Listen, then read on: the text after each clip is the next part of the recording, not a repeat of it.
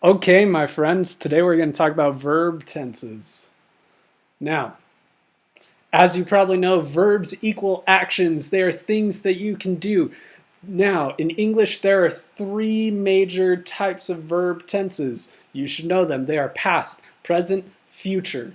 We can talk about things that we have done, we can talk about things that we are currently doing, and we can talk about things that we will be doing. So we have those three tenses. Now, what a lot of people don't know is that there's various forms for each of those tenses. We will talk about that another time. Today, we are going to focus mostly on these three. However, keep in mind that when you hear things like past perfect or past perfect progressive, those are different types of ways to conjugate verbs. Those of you who are taking Spanish classes right now, conjugations, those probably terrify you. They happen in English as well. We won't go into it too much today though.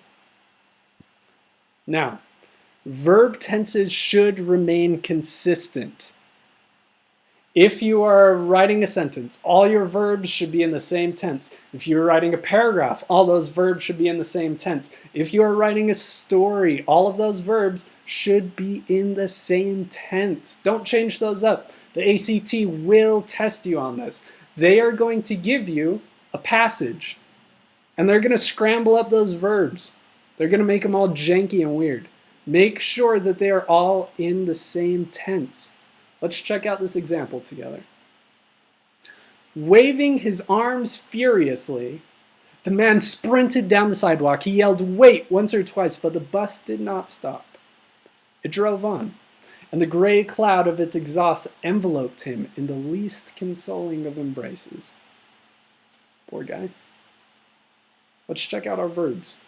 So the first one is sprinted. The next one is yelled. Then we have did, drove, and enveloped. Some solid verbs there.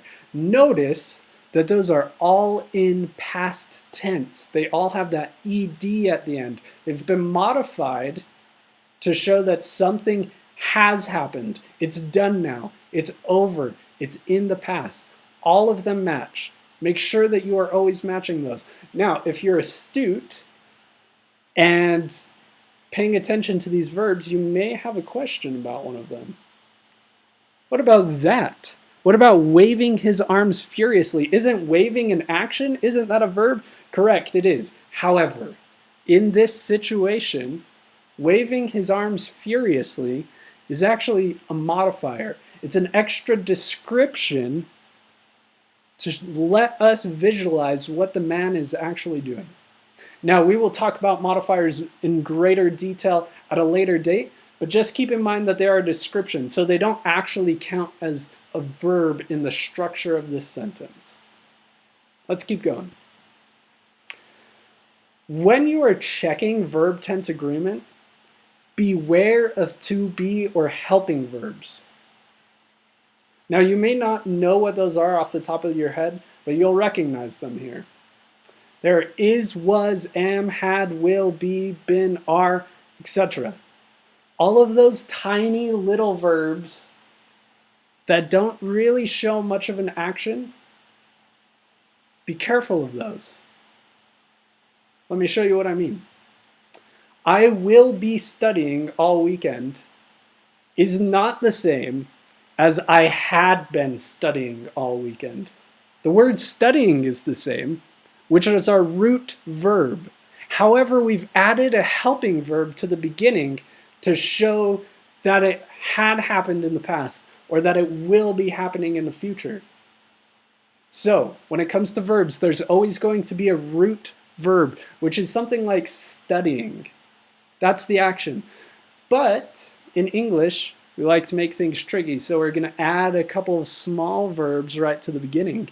Make sure that you are watching for those too. They can trip you up. So, when you take that ACT test, check your verb tenses. Make sure they are all the same, and check the little teeny words that are going in front of your verbs. Those matter. If you have questions, let me know.